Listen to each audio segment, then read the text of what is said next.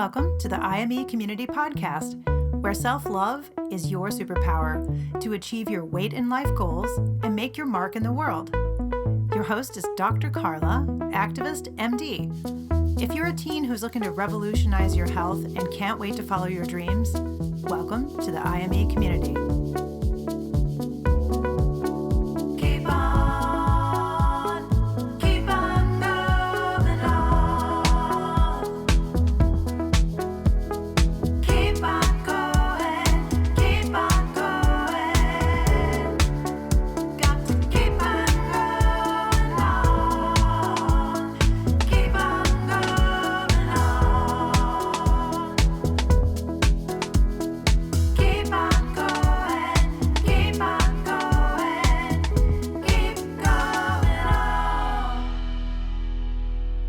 Hey everyone, welcome to the podcast. I'm so happy that I have who I feel like is literally a celebrity, Brandon McDermott, who is very well known, award-winning author of his memoir, Abandoned Brandon, and also an award-winning broadcast journalist here in Nebraska, getting ready for a new venture, and that he'll tell us all about. And also a lot of other amazing things, like he's a TikTok phenom. He just hit 1 million followers this week, so that's pretty cool. We'll talk about that too.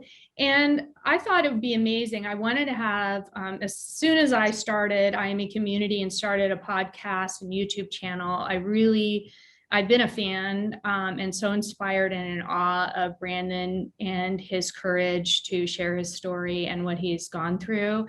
And I really wanted to have him on as one of my guests. And then I hurried up and asked him to be a guest because he's soon moving and starting a new venture, like I said, he'll tell us about. So first of all, we're going to talk about, Brandon, I want to just welcome you and add in whatever I've missed, because I'm sure there's a huge list of accolades. Oh no, that you did a great job, Karla. I appreciate the opportunity to sit here and to discuss with you and your listeners and viewers my story, my book, what I do, and the fun I have in the career I've got. You covered it all very nicely, and again, I appreciate the opportunity.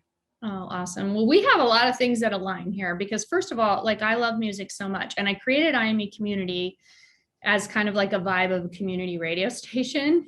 And I try to infuse music into everything we do, which is fun. And then you mentioned fun, which your lunchbox reviews, which I'll ask you about those too on TikTok. Those are hilarious. I was laughing so hard the other day going through them, showing my whole family all these amazing things, and made me hungry. But anyway, we have I did a podcast, YouTube on Make It Fun to Get It Done. That's one of the things that we do because there's lots of things we have to do. So I'm going to ask you like what you do to make it fun to get it done, which I think we know obviously just by watching you on TikTok and listening on radio, but you can give us some tips there. So I want to tell everyone that Brandon's going to be sharing his story from his memoir, Abandoned Brandon. And first of all, can you tell us as we start this podcast where they can get the book? On Amazon? You can buy Abandoned Brandon on Amazon.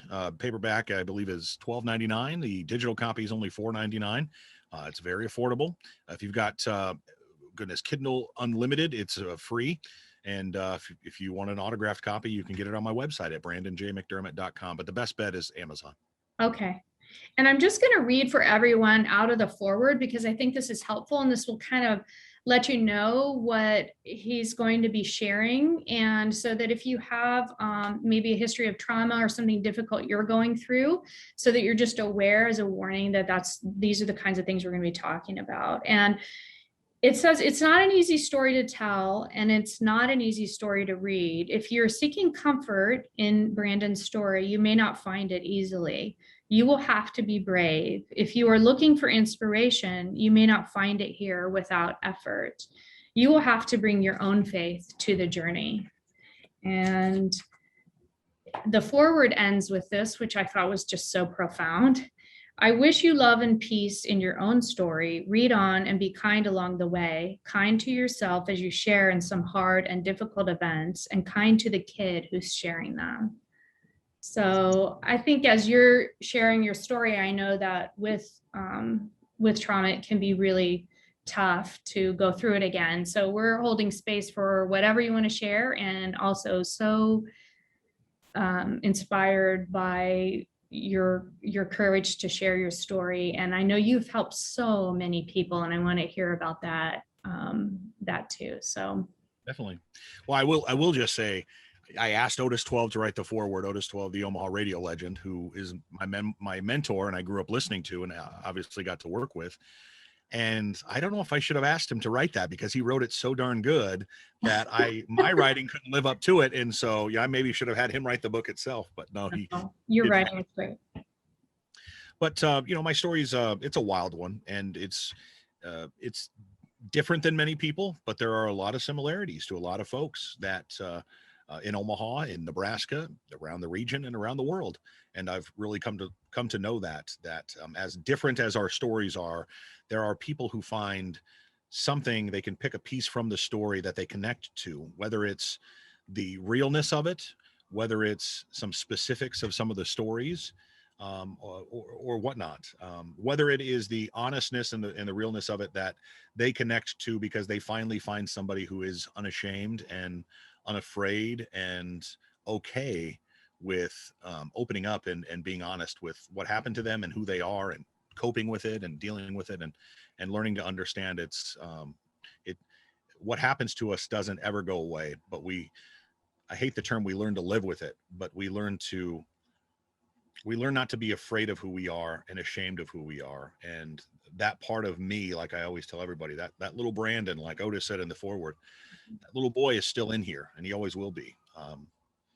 But that's okay. And but no, I'm so amazed by how many people are touched by this story from all around the world. And through my TikTok platform, I've reached people in India and Saudi Arabia and Lebanon and Australia and Austria and Sweden, all over the British Isles and Ireland, and so and all points in between, Canada, and all over the United States. So I wrote this story to heal myself, and like many stories like this, at the beginning you may sense some anger, but by the end of it there's true healing, and is almost a double healing, in knowing that other people find healing through the book as well, that I've heard, and which means everything to me, because I wanted to help other people, and I know this book is doing that. And it's so amazing. I mean, it's incredible. And I've been so blessed to be able to just be a Facebook friend of yours and be able to read some of the profound impact that you have had, just from your courage to share the story. What can you share? I mean, you were born into less than ideal circumstances, had a really tough growing up, and witnessed a lot of trauma. And then you were in the foster care system. And then also, it was really tough for you as you got out of high school, and you didn't have, even parents who could fill out the forms to get you into college. And so can you share a little bit more about your actual story, and how you decided and when you decided to write your memoir? Of course. So the brief synopsis is, I was born into a very dysfunctional family. My mother was a drug addict, and my father was abusive in every way you can imagine, to my sisters, my mother, and myself. I grew up in and out of foster care because of the abuse. We grew up very poor, and my father coincidentally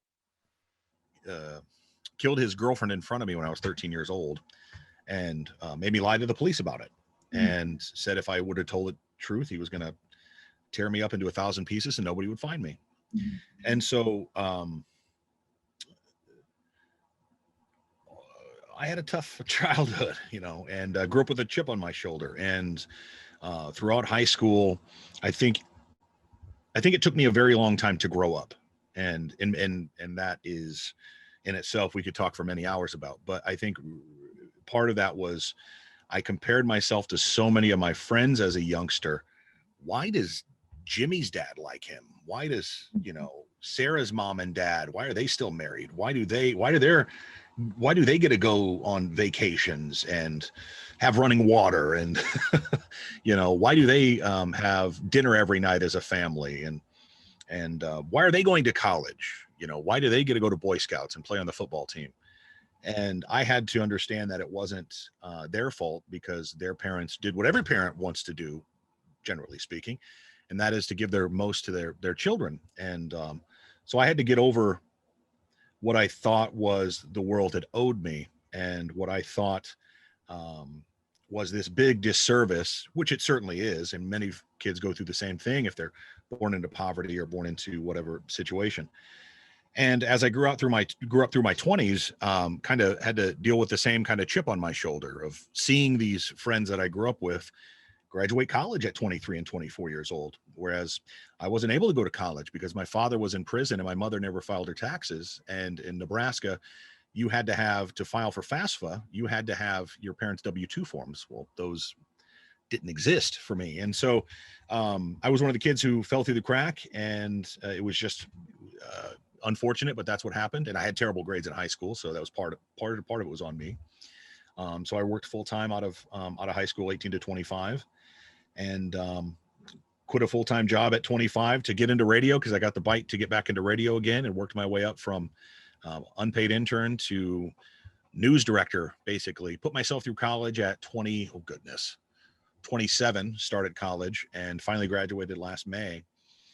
But it took me a very long time. I know this is a long answer, but it took me a very long time to get to the point where I was no longer angry at my friends or the world or my parents or myself for what had happened to me, because I realized that while I certainly had some things that, while I certainly didn't have some things that everybody else seemingly had, I was given something that a lot of people don't have, and that is real life garbage to deal with, for lack of a better term, that really gives you true perspective and true understanding and wisdom from a very young age.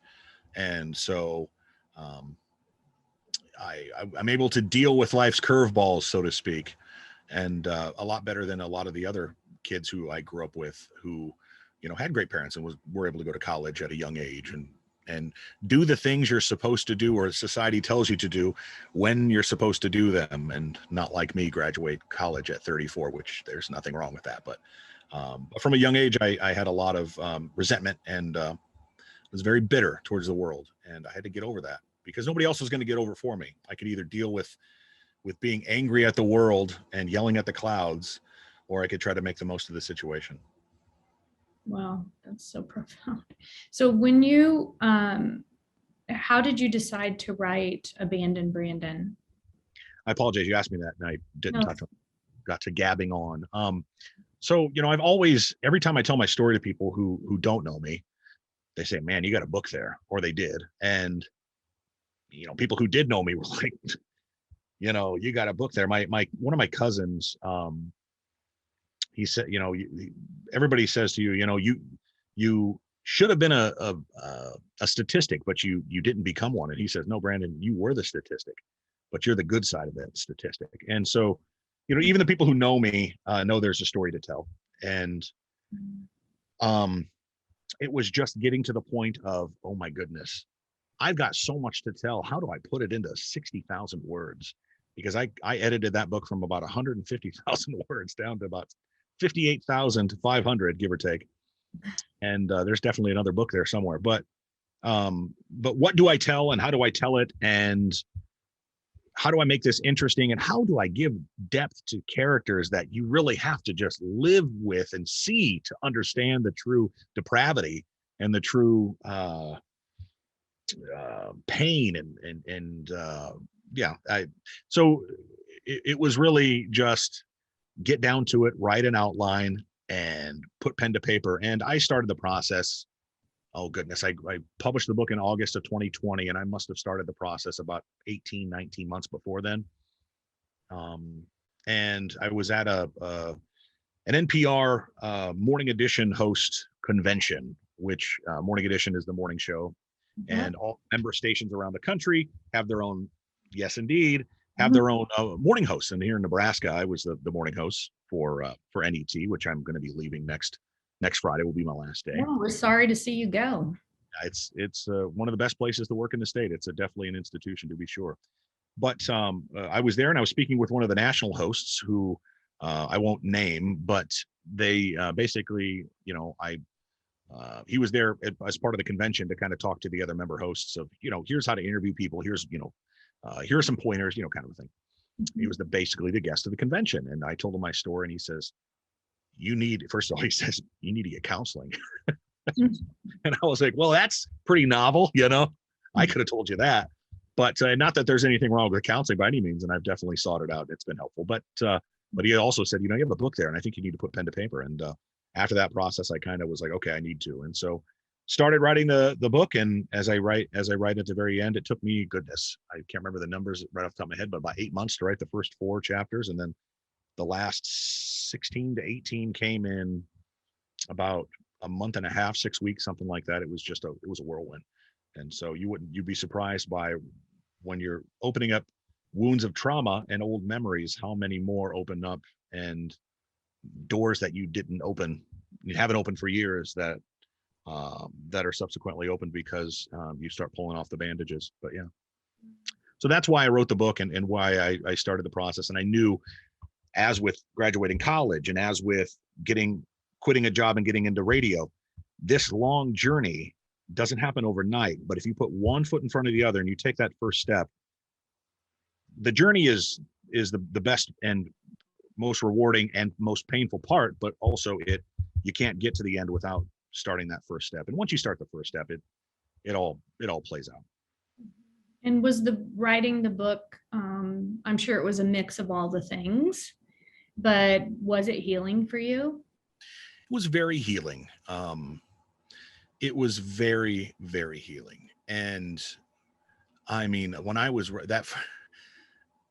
that first draft of the book, as my editor told me, is for me, the writer. And when you rewrite it, the second edit or the last edit or the final copy or the final edit is for the reader. And so there was a lot in that first edit that that was very real. And so most of it came through in the final copy, don't get me wrong, but there was a lot of it, especially in the first half of the first edit, that you could sense real pain and real anger and resentment. And at the last half of the book, I'm not sure if it comes out in the final copy. I haven't actually read the final copy since once I went like this with the project, I haven't actually kind of looked back. And sometimes people bring stories to me. I'm like, I didn't know. I remember I put that back in the book. I thought I took that out, but there was true healing. And I remember writing, one of the last chapters of the book about my father and my mother. And one of the lines, and hopefully I can share this, I said, society tells us when we're mad at our parents or when we deal with the anger with our parents, that we should always remember that they're our parents and that we still need to love them and still need to care for them. And I don't buy that, but for many reasons. But yeah. But I said, when my parents pass, I'm not going to grieve because I've grieved for them for so long that the grieving is done. And it's not a hatred. It's not a mad and angry, why did you do this to me? And trust me, there were many nights and many days as a youngster of, why did you do this? What were you thinking? But it's an indifference. And I think that's truly the best thing that you can do. And the best way you can feel towards somebody is not love them or hate them, but be indifferent to them, because then they don't live rent free in your head anymore. And you've truly forgiven yourself and been okay with the pain that you're dealing with, and subsequently forgiven them. And not because they deserve your forgiveness, but because they don't deserve your time. Yeah. And they don't have the power anymore at all. Right. And then you can move on with your life to take that first next step for yourself. So, and it's powerful, and it's just validating, like all of the anger and resentment and everything are just so well deserved in your life. Those are real, true things to, of course you had every reason to. And so to feel all of that, and how was it received? Were you surprised? Was there any negativity, or were you concerned about, or scared, have any fears about sharing your story, getting it out there? The only I wouldn't call it a fear, but the only trepidation I felt at all during the process was, what is my family going to think? And it wasn't about what society was going to think, or who people who know me or work with me or my friends were going to think. But it was, how are they going to respond? How are they going to deal with it? And I was able to see quite in a quite real way how they were able to deal with it.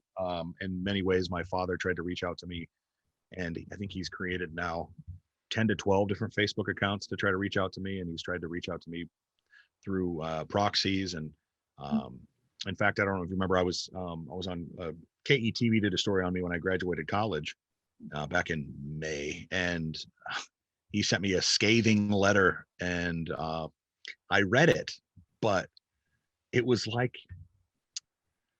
oh goodness, it was like reading a chapter from a book I wasn't a part of.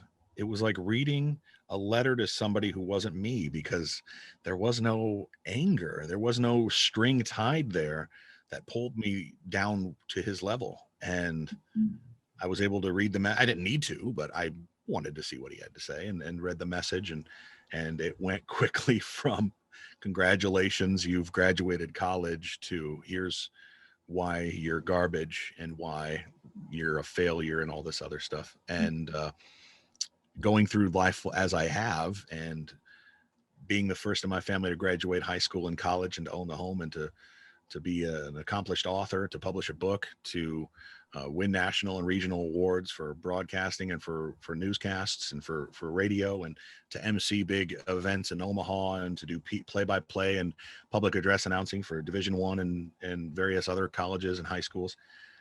I'm not a failure by any stretch of the imagination. I'm a great father and a husband. I should add those in the word as well. I'm not a failure. And if I could also just add, I think one of the things that I will say about my father and my mother, and who I am as a person, who I've come to be, is I've learned to use my accomplishments as to show the world what I'm not. So, everything that my father did, if you read the book, and my mother did. Mm-hmm. And so I had a conversation with my therapist one time, who said, Brandon, you're not egotistical. An egotist tries to show the world, look how great I am. But what you do is you try to show the world how terrible you're not. Like, look at the past, look behind me, look what happened. I'm not that. And that's what it was a very profound moment for me. And I definitely had an epiphany, but to realize that, that's why I push forward to do great things, is to show the world that I'm not my father and not my mother. And in essence, I mean, that's great, but also an offshoot of that is it helps other people, because then they're like, hey man, I know Brandon, he's not that talented. If that guy can do it, then I can. And so, I mean, a little bit of self-deprecation there, and obviously joking, but you know what I mean? If Brandon can do it, and I remember him in high school, if Brandon can do this, then man, what am I doing with my life? And so I like to think that I'm helping other people too, not just with my book, but also with living out my life.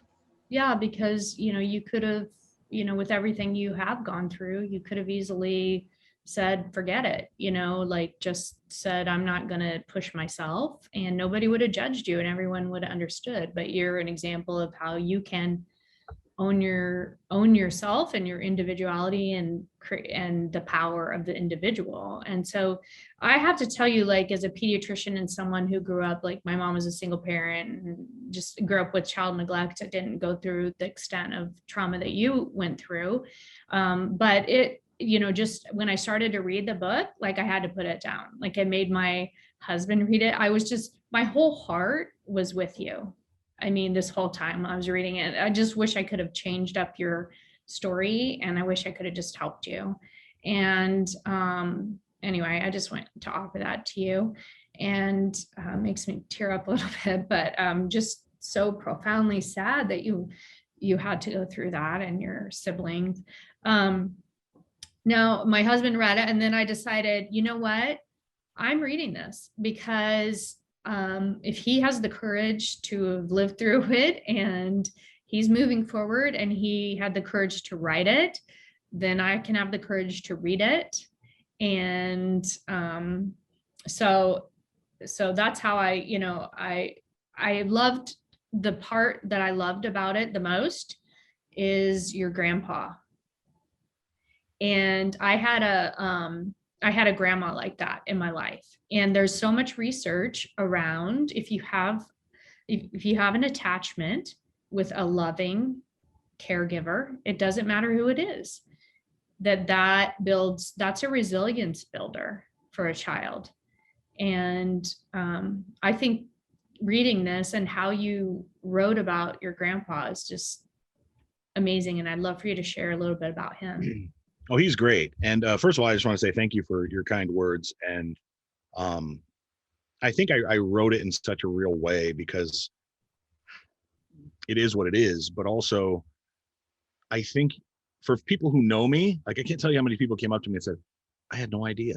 I had no idea. I've had bosses tell me that. And so I would not be here if all that stuff didn't happen. I wouldn't be the person I am today without all of that. And so looking back, I wouldn't change an iota of it because I'm so blessed beyond measure, as you can see with the feline. Yes. Oh my goodness. I love cats. We have a kitty. I go TikTok live here every night, and this is his shtick. He comes here and he jumps up and he makes me say hello to the group for him.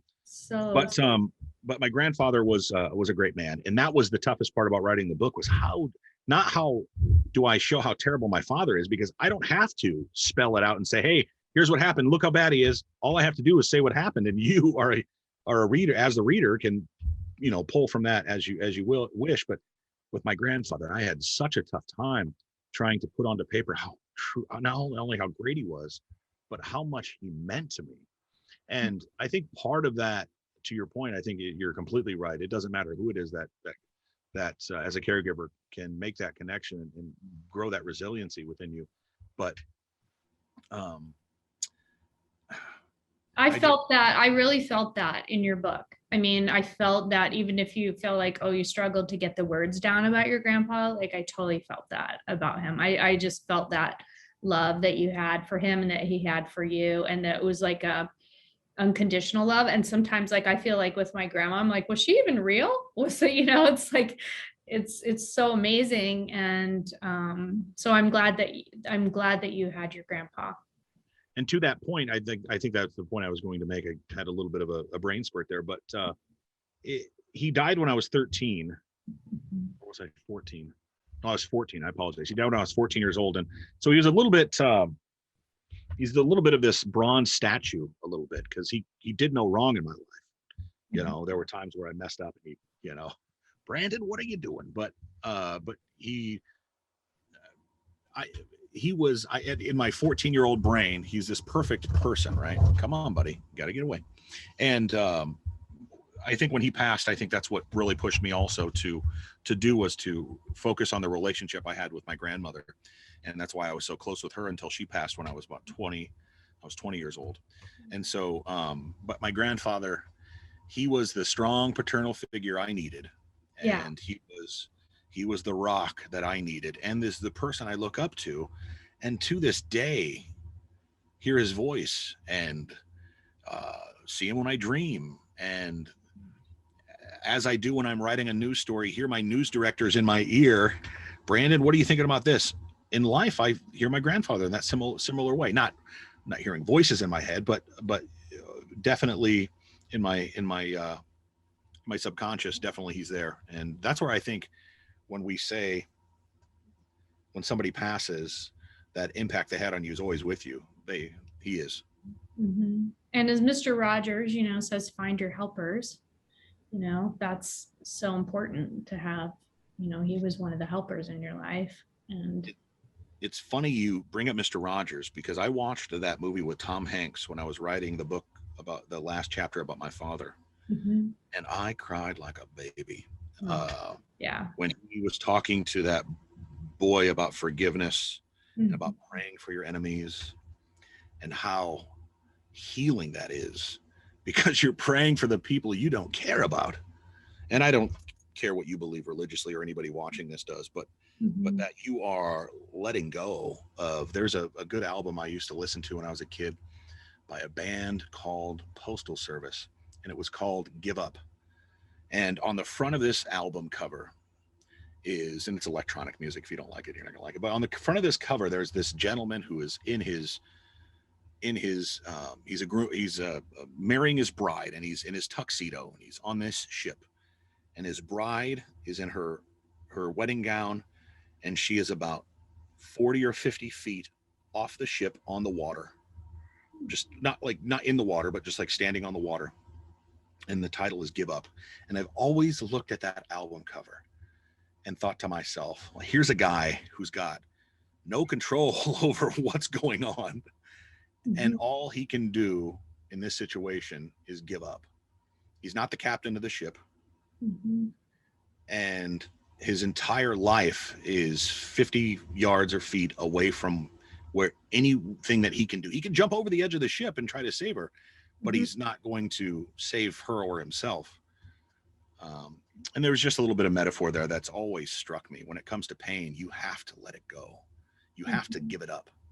And the Mr. Rogers book really taught me that. And it's always been brought home whenever I think about giving up the pain and letting go of what my father and mother did to me, and being okay with what's happened and learning to cope with it. It's hard to explain, to put words into, but it's just there's nothing more cathartic than writing a book, but even more so forgiveness, dealing with all the pain that I've dealt with for many, many years. And in 18 months, through writing it and putting it to paper and literally dealing with it, been able to be okay. And through therapy, my therapist said to me, one day you're gonna come in here and you're not gonna be angry anymore. You understand, like, what's gonna happen is you're going to hit a time where this pain isn't going to be pain for you anymore. And she said to me, I know this pain has brought you to who you are today. Come on, buddy. He's trying to bite my cords. Who you are today. And it's been the fuel, as I've spelled out in the book, that kept me going and that pushed me and made me stronger. But one day that's going to be gone, and it's going to be okay that it is. Yeah. But I'll have to find another fuel, and a positive fuel, and not fuel from negativity, because look around my life, there is no negativity anymore. Yeah. You created a beautiful life for yourself. And so, yeah, again, you ask a question, I'll gab on as much as you want. It's great. I love it. And so tell us a little bit more about, you were in the foster care system. And I know that it was really tough. And I think that there may even be teens who are listening who are a part of the foster care system now. Do you have any words of inspiration, or what would you tell a teen who's going through some of the things that you went through? Well, I will definitely say I felt both ends of the spectrum when it comes to the foster care system, both good and bad. And when I was 7 years old, I went in and met the most perfect mother, who I call mom now, that showed me everything that I didn't have before.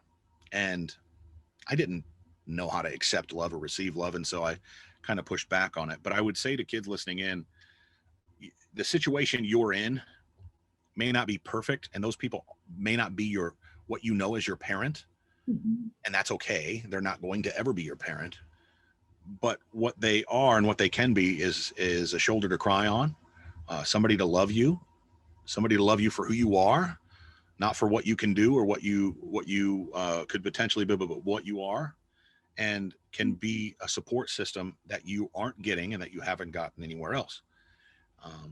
And so that's what I would say to kids listening in who may be going through the foster care system. Don't be hard on your foster parents, because they're only there to love you. And there's certainly exceptions to the rule, as my book is spelled out. I had dealt with the other end of that spectrum when it comes to terrible situation in the foster care world. But I think, looking back on my own life and my own time in foster care, I was so hard on my foster mother and my foster parent because of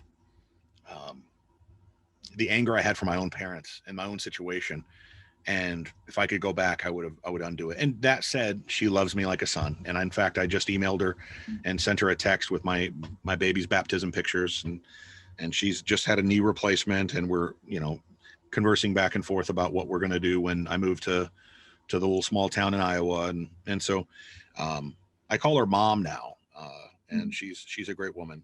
So, there's a lot that comes with being a foster child. And I spelled this out in the book too, we grow up with a chip on our shoulder because we're seen less than, even I remember being in school, like, you didn't tell other kids you were in foster care because it was almost the equivalent of having the free and reduced lunch. You were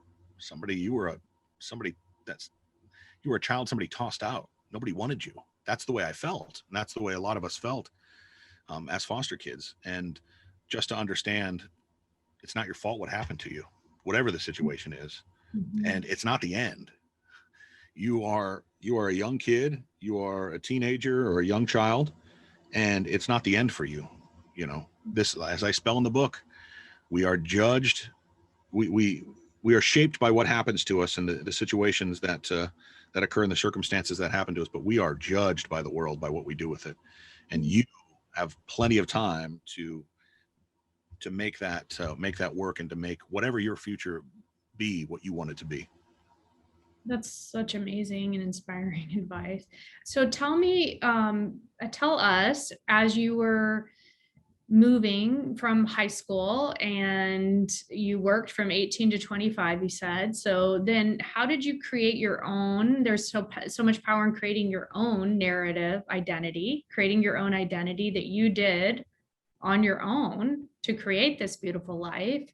So how did it happen that you got into radio, and tell us all about that, and then ended up going to college? And well, I worked at a place called DTN in Omaha, and I was a department manager, and I worked in customer service. And I started in high school in radio broadcasting and television broadcasting classes, sophomore, junior, senior year, but didn't have the grades or the money or the ability to go to college. And so it wasn't going to happen for me. And I interned at a radio station when I was younger, when I was in high school, and I ended up getting a job at DTN, full-time job, from a part-time gig to a full-time gig. And the week I got a full-time gig, I was offered the nighttime hosting spot or a chance to get it by showing what I could do at Sweet 98 in Omaha. I was 18 years old, and I got offered the 12 to 6 spot at Q98 or Sweet 98, whichever you would want to call it. And obviously turned it down. I wasn't going to work for $7.50 an hour where I had a full-time job with benefits, et cetera, et cetera. So I got into the customer service biz. And at 25, I got burnt out. And I had started interning at KVNO in Omaha because a buddy of mine had said, "Hey, we got a spot open for a sports reporter. Why don't you come, write for us?" Well, how am I going to do that? I got a full-time job. He's like, "Well, you just come in on Fridays and you write one story." Coincidentally enough, I worked at DTN Monday, Tuesday, Wednesday, Thursday, and Saturday. Fridays I had off because I was the only person that came in on Saturdays to do the Saturday shift, so they gave me Fridays off. It was a nice little gig.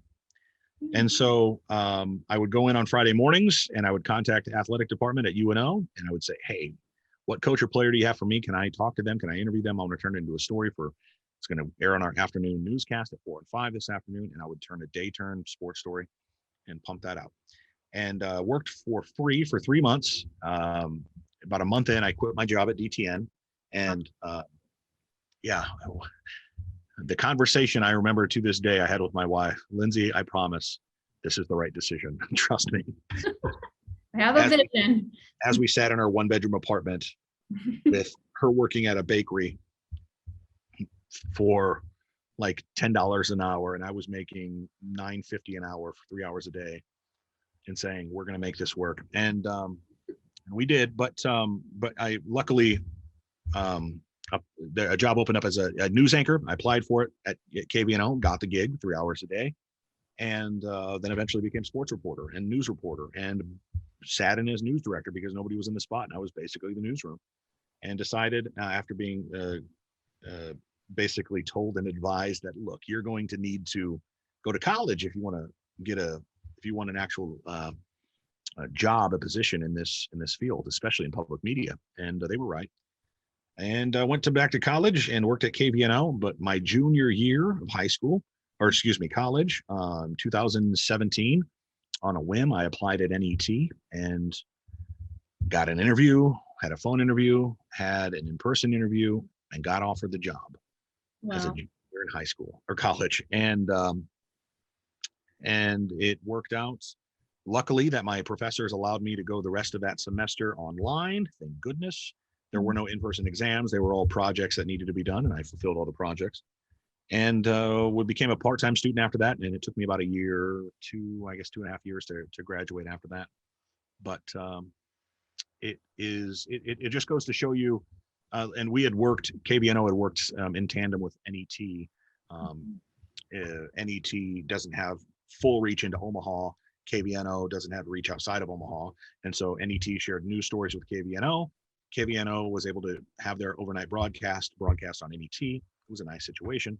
And so I also in there, I was able to share stories that I wrote for KVNO that NET perhaps wanted, that had a Nebraska poll, not just an Omaha-centric story. Cool. And so the news director at NET knew who I was, and it just goes to show you, it doesn't know who you are. No, it comes down to who knows you and the connections that you make. And it worked out, and it's been a whirlwind ever since. And it's just been an amazing situation.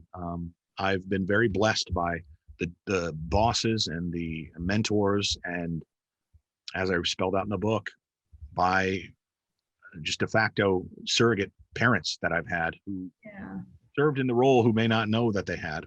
Mm-hmm. Mentors, it's so powerful. My coach, I have a coach, and she says, "Wise eyes, fresh eyes."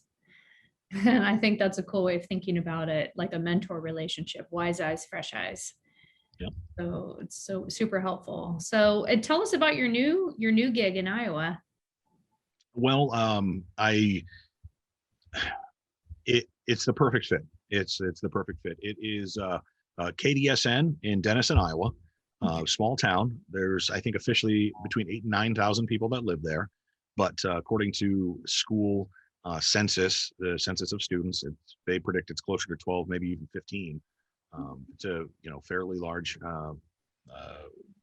population up there, and lots of there's it's a great community. I mean, I went up there and toured it with the news director or the station manager, and great neighborhoods, great schools, and it just, as much as Lincoln, I lived in Omaha the first 30 years of my life, as much as Lincoln felt like home the moment I stepped, foot here in Lincoln, and I've been here, for football and basketball games, but just being here on a Wednesday afternoon is a little different than a Saturday morning. Mm-hmm. And as much as that felt like home, it felt like Denison was home. And great. The station's great. The people, the team is great. I'll be the morning host. And so it's a commercial station. There's music playing, and it's a small town radio station. And so it's different than running a statewide radio network and a statewide radio morning show.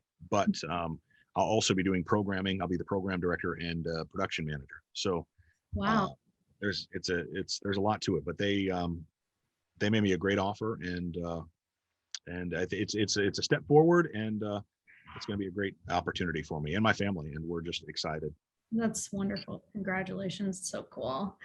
And so tell us, how did TikTok, how did you get 1 million followers on TikTok?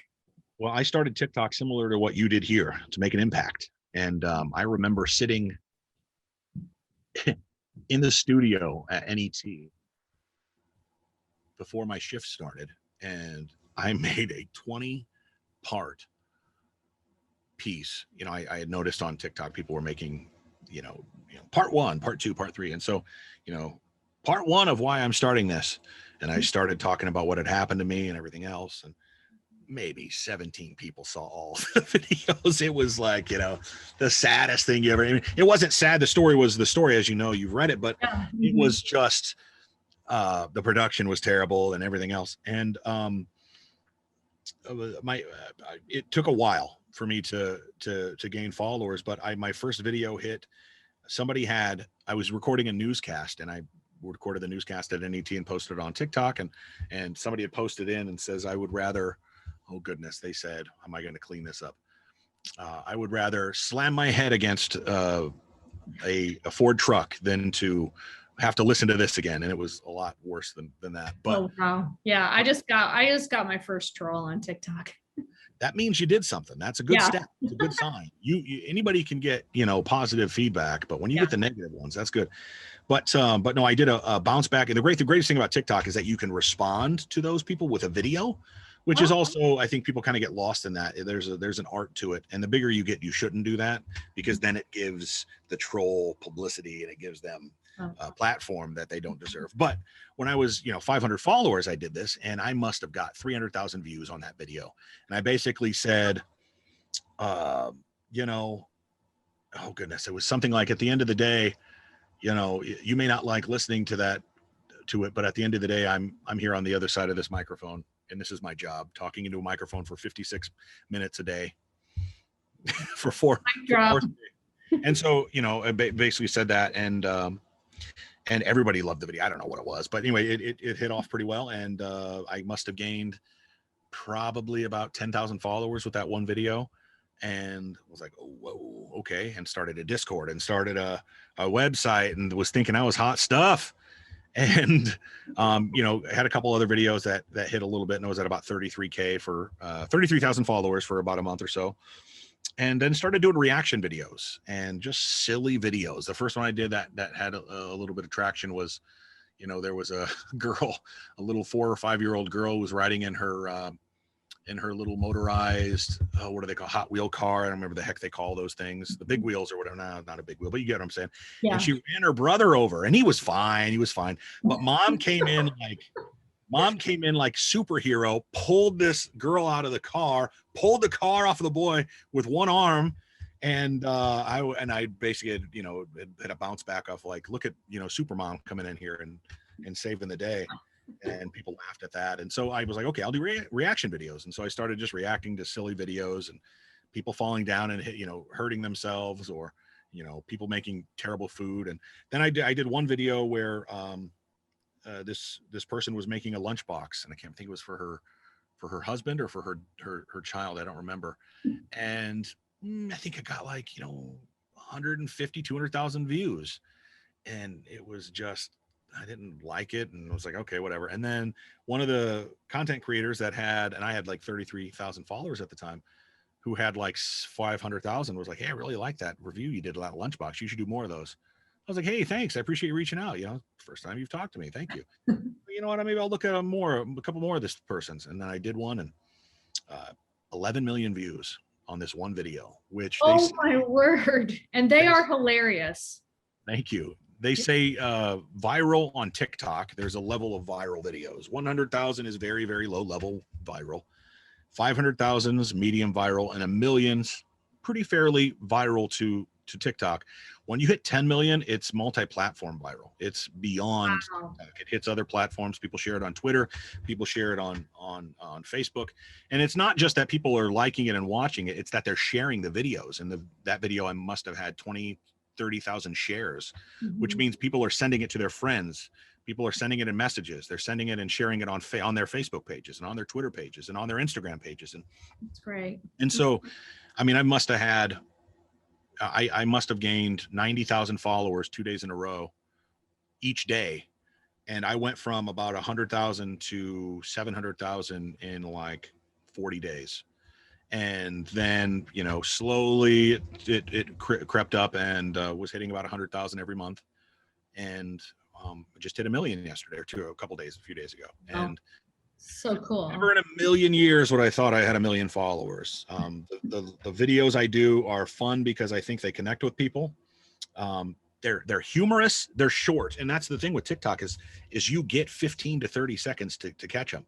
And what is one thing I have, certainly that'll catch people, certainly isn't my face, it's my voice. And I kid, but honestly, it's the voice that catches people. And when they see a reaction video, they're not looking at the person doing the reacting. They're looking at the product they're reacting to, or whatever they're reacting to, somebody falling through a wall, whatever the case may be. And so when they're looking at and they're hearing my voice, it's the perfect match. Somebody making a lunchbox, putting together some sushi, and some guy with a radio voice talking really fast and telling the lunchbox and judging the lunchbox, and then tying in humor in tiny little ways. in It's that hilarious. 15 to 17 seconds. Yeah. And it connects with people. And when it connects with people, they want to see more of it. And I get messages all the time, do this box, or, hey, I made a lunchbox, we review this, or, and then I get messages all the time from people that are saying, hey, I was down and I didn't want to live another day, and your videos made me smile and made me laugh, and thank you. And then I respond to them and they're like, you have no idea what it means to me that you responded. Like, somebody cares about me. And it's like, heck yeah, I care about you. If you ever need anything, let me know. And we'll, I'm here to, my DMs are open to the public. I may not, see every video you share with me, but if you send me text, I read every message. And, Amazing. and so, but anyway, I get dozens of messages every night before I go to bed, and I wake up to about 100 every morning. And, Wow. I do about 4 to 6 videos a day, and people love them. And the thing that surprised me most about growing from 30,000 to 500,000 even was I'm just some guy that's on the radio. I'm not famous by any means, right? But then but I learned, to your point, you don't define if you're famous, other people do. Okay. And so, like, I'm still Brandon. My wife tells me I still got to take the trash out. I still got to clean the cat litter boxes. And you have a precious baby, Catherine, right? Right. How old is she now? 6 months on the 6th. You have diapers to change. Got diapers to change and diapers to take out. And so my life has not changed much, except it's more time consuming with TikTok. And I have fun. We have a great community on Discord and things like that. And I love doing what I do. But yeah, when somebody says, oh man, you're famous, or when you respond to a comment or a message and they're like, oh man, somebody famous responded to me. And I'm like, don't put me in the same breath as these other people who are actually famous on TikTok.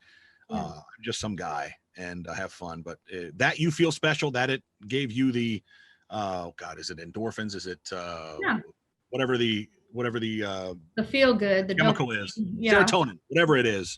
If I was able to do that to you and give that to you as a quick boost and a quick rush to make you feel special, then I'm all for that. Well, and I think one of the things, like for IME community, I talked about and coach the teens to create community in 2021. Like, you can do an intentional community build. Like, there's find your helpers. I'm teaching you to be your own helper. And then we create community. There may be some we want to let go, but you've created this amazing TikTok community. And I wrote a blog after watching on TikTok. There are a lot of TikTokers who go on and they are maybe going through their health journey or fitness journey or body positivity movement, and they get a lot of hate, unfortunately. And then sometimes what they do is they take the hateful post and then they put it at the top, and then they defend themselves against it. And I'm trying to be like, haters are going to hate, I guess, whatever they're going to do, but just to really try to let that go.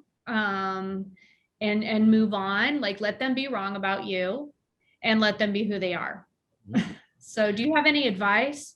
Well, I would just say you gotta be that duck that lets the water fall off your tail. You have to be, to your point. I mean, we get maybe 100 positive messages to that one, but do you know which ones I'm responding to?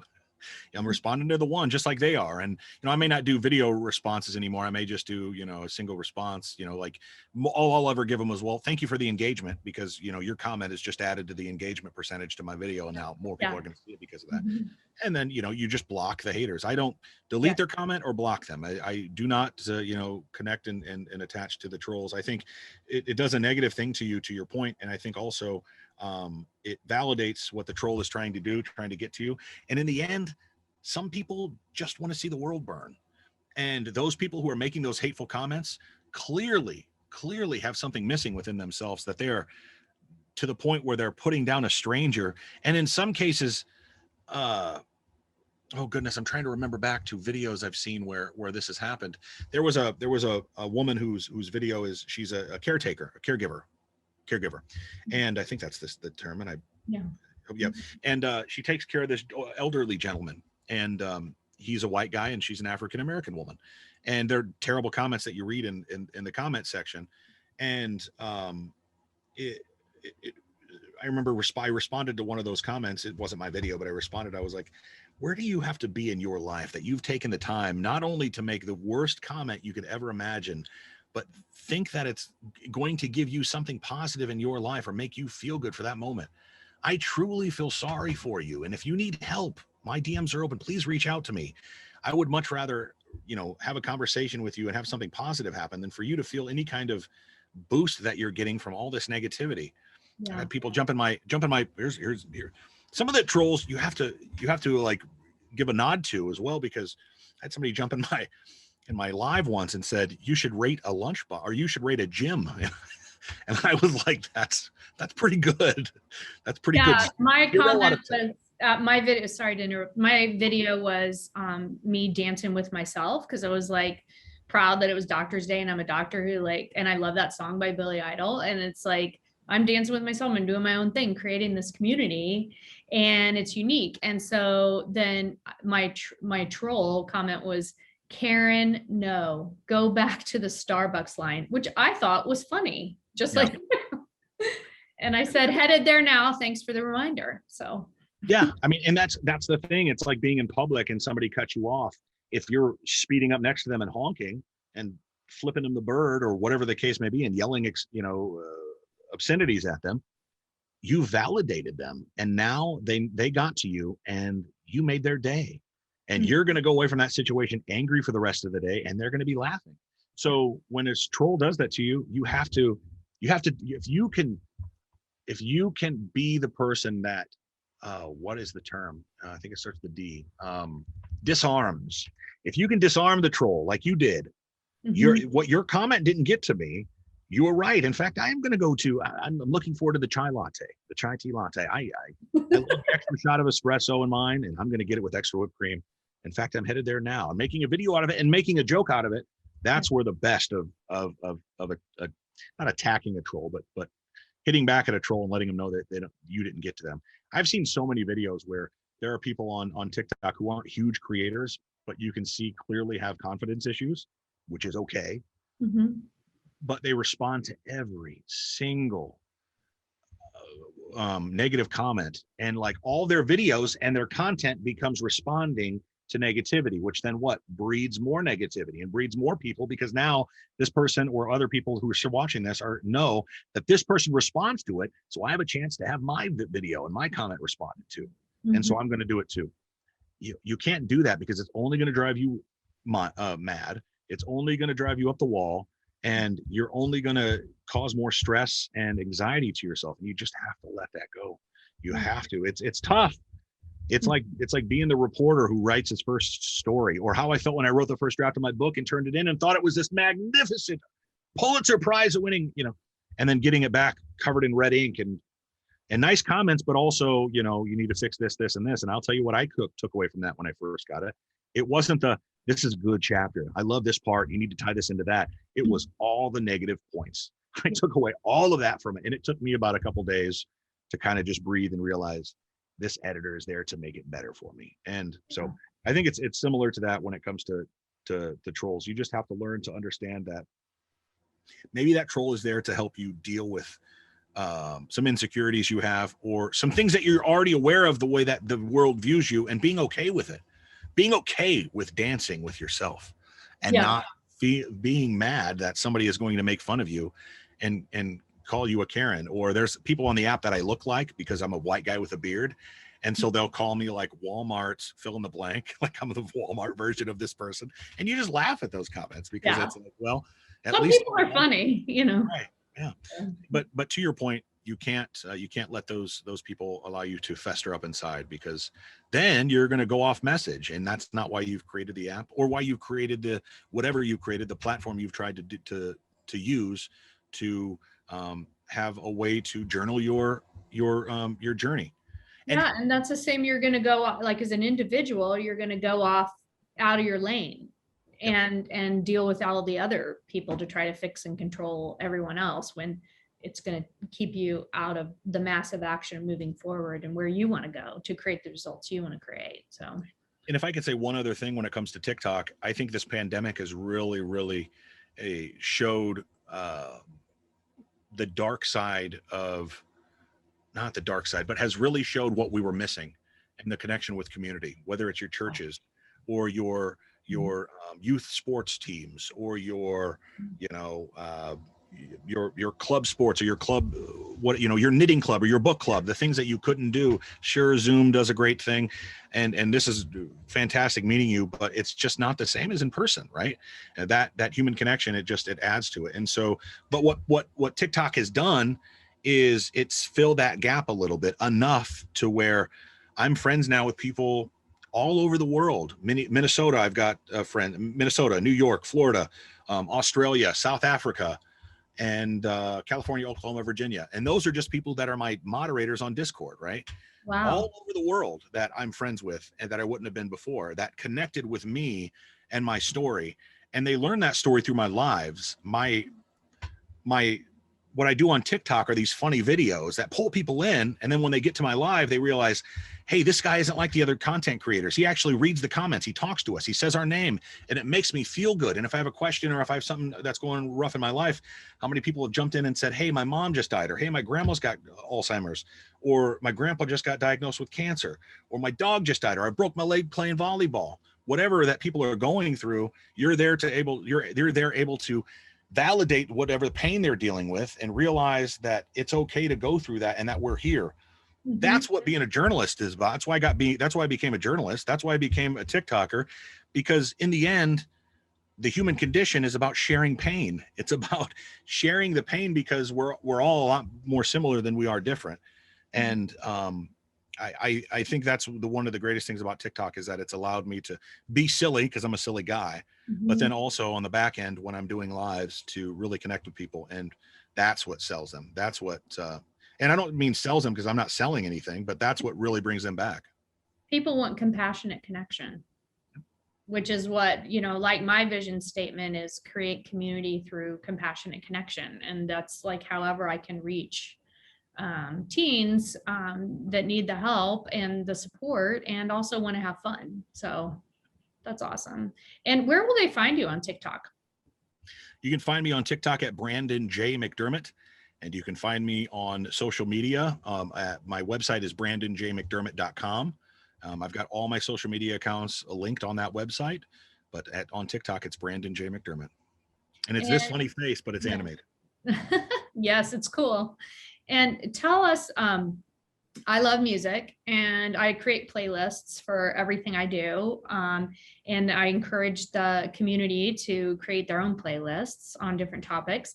And so tell us a little bit more about like the power of music. I know I read about it in your book, and you're going to be taking over a big position with a community radio station that, where you're going to be playing like 70s, 80s, 90s music, you said, or? So it's adult, not adult contemporary, but it's adult hits is what they call it, which it actually even hits from today as well. But their catalog is very wide, and it's got Bryan Adams, and Tom Petty, and Boston, and Justin Bieber, and The Weeknd. I mean, it's that eclectic. It's a small town radio station, which can do something like that. And it's the only station in Denison. They do get other frequencies in the town, but it's the only radio station in town.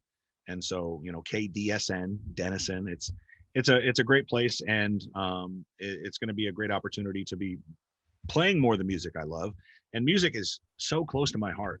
As you said, I wrote in the book, it saved me, like it saves many people through some very dark times, from being a kid and listening to 80s glam metal, to growing up and listening to alternative rock in high school. And, even to this day, there's music I listen to that just hits me different. And when I'm not going to be a journalist for much longer, I guess another week, but when I'm writing a story, or when I was actually writing a book, I would put my headphones in and I would just listen to music and write. And that's where the creativity came. And that's where, you had to match the mood, so to speak. And like you said, playlists, your playlists have to match your mood. If you're working out, you're not going to listen to Jim Croce, right? You're not going to listen to a soft, to a soft songwriter type. You're going to listen to something that's a little more beat and bumping to keep you going, and to get you motivated to run a mile, or to do that last set. And so music is very important to me. And it's hard to put into words what music has meant to me, has done for me. And I think what it just means to us as a people. and how it's so, you can listen to a song in any language and from any country, and it transcends language, right? Music is its own language, and so he wants all the attention. He is so sweet. Yes, he's a good boy, but he's a little rascal. His name's Roscoe, but he is a rascal. But I play guitar too. I play, cool. and one of the reasons I started playing guitar is because it was very soothing, it was very therapeutic for me. And come on, buddy. And I wanted to write lullabies, and I wanted to noodle around and doodle and noodle, and it definitely allowed me to do that. And